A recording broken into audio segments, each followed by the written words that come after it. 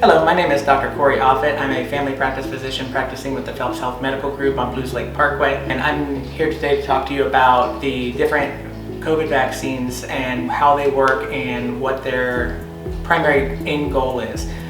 Give you a little bit of background about me. My undergraduate degree is actually in cell and molecular biology prior to medical school, which is literally the study of DNA and RNA. And so I've got a special interest in particularly the mRNA vaccines with Pfizer and Moderna. So I'm going to go into a little bit more detail about how those work and what people should be looking for, concerned about, and try to alleviate any questions or concerns that people might have that lead to them potentially not getting the vaccine. So first, there's three different types of vaccines that we use right now. There is the Moderna and Pfizer vaccines, which are mRNA vaccines, and I'll get to what that means in a minute. And then there's the Johnson & Johnson vaccine, which is a different type of vaccine. And ultimately, all of them essentially do the same thing, and that is the end goal of creating antibodies to hopefully prevent infection and the spread of COVID-19. So first, I wanted to talk about the Moderna and Pfizer vaccines specifically. They're a new type of vaccine called mRNA vaccines, and they work by basically instructing your cells to make what's called the COVID spike protein to make antibodies to be able to fight off infection if you're exposed. So first, I wanted to talk about what goes on inside the cell in regard to how DNA and RNA are actually used in the cell and what the mechanism behind making proteins is in the body. So first, whenever you're making proteins, everything in the body is made of proteins. And you've got DNA and RNA. DNA is the actual what makes up the proteins, and then RNA is what codes for the proteins as well. And so DNA is double-stranded, and then in the cell, that is then divided into two to where you have two single strands of DNA. And then your body matches amino acids to those and creates RNA, or messenger RNA. And so that is what is actually used in the Moderna and Pfizer vaccines. What they then did in the COVID vaccine is there is an element or a protein on the surface of the COVID vaccine called the COVID spike protein. That is what the virus uses to infect our cells and infect our body, and then creating all of the symptoms that we have come to learn about over the last 12 to 15 months. What they did was they took that COVID spike protein in a lab and they analyzed the genetic sequence of that. Then in the lab they made all of the amino acids, which is what makes up all proteins. And for sake of argument and clarity, we're going to say that order is A, B, C, D. And so the amino acids in order to make the COVID spike protein are A, B, C, D. Then, to make sure that that is stabilized, they wrapped it in what is called a phospholipid layer. All of these things, those amino acids and these phospholipids to stabilize it, are actually already naturally occurring in our bodies. So there is absolutely nothing in this vaccine that is not already naturally occurring in our bodies. And so hopefully that alleviates one concern, because people are concerned that it's something foreign and they shouldn't be injecting something that is what they think is relatively new.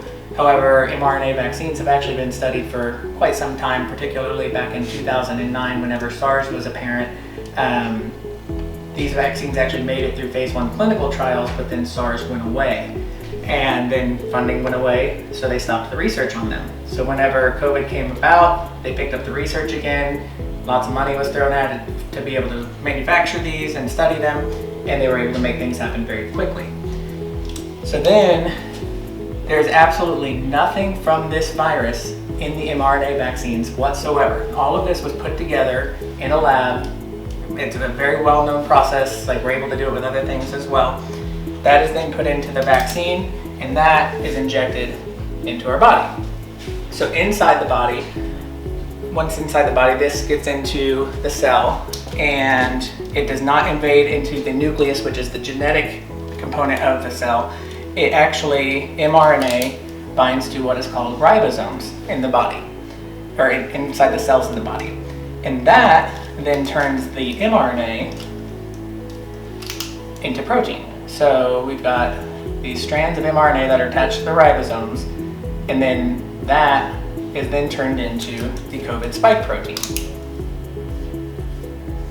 That COVID spike protein is then pushed out of the cell and back into the body, into circulation, where then your body recognizes it as abnormal and creates antibodies. So that is the very, very slimmed down version of how these vaccines actually work. All of these materials that are in this vaccine actually are broken down fairly quickly in your body and are gone within 2 to 3 days, is what they're saying with all the research that's been done with these so far. They are very, very safe. If you look at the grand scheme or the big picture of how the vaccines work and what the side effects are, we all hear about the negative side effects, but whenever you're giving millions and millions of people a vaccine or any medication or something like that all at the same time, you're going to hear about some side effects. But that is okay to have some. There's a risk-benefit ratio. Recent data suggests that only about 2 out of 1,000,000 chance of having an anaphylactic reaction, which is the most severe type of reaction. It is a normal response to have symptoms related to the virus, so cough, congestion, body aches, headaches, fevers. Those are all completely normal and usually resolve within 3 days.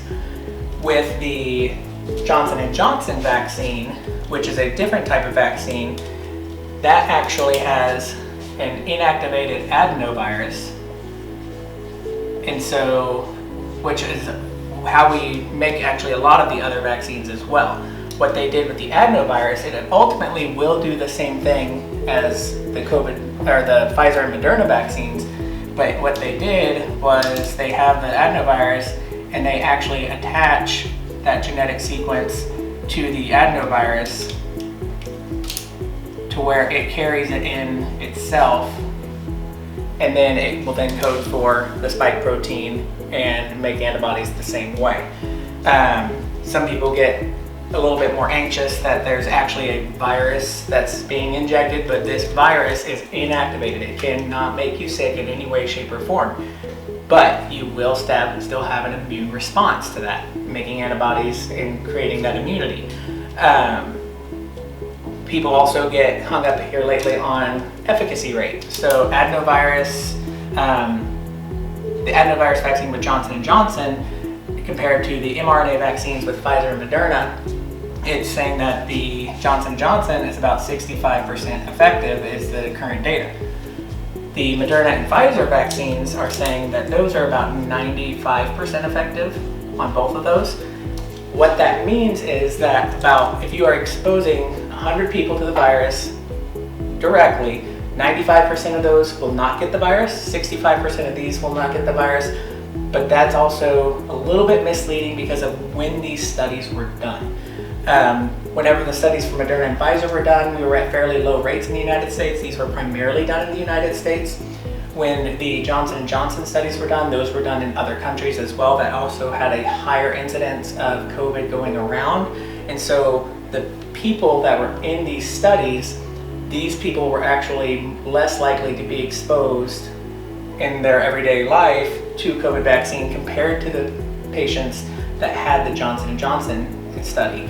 And so if we would repeat these all at the same time, they're more likely to align with each other in the long run. Now, 100% absolutely, there's no way to tell that unless it's actually done. They are coming out with the Johnson & Johnson. People should not be afraid if that's the only one available to get it, because the main goal of all 3 vaccines and any future vaccines is to prevent death and hospitalizations and severe COVID. All of them are 100% effective at preventing death to date, and almost 100% at preventing hospitalizations. And they're all very similar in that efficacy rate as far as preventing those things. So our ultimate goal with all vaccines is to prevent the spread of COVID, prevent deaths, prevent major hospitalizations related to the COVID symptoms. So that about sums up all of those with why we are doing and recommending any of those. So the best vaccine is the one that is available to you at the time, and people should not wait to get them especially those that are high risk, and especially those that are around others that are high risk that may not be able to receive the vaccine due to immunocompromised state or any other condition like cancers, pregnant patients, things like that, that may be more hesitant to get the vaccine. If you have any questions or concerns about anything related to the COVID vaccines or primary care, please feel free to reach out to either myself or your primary care provider, and we'd be happy to answer any questions.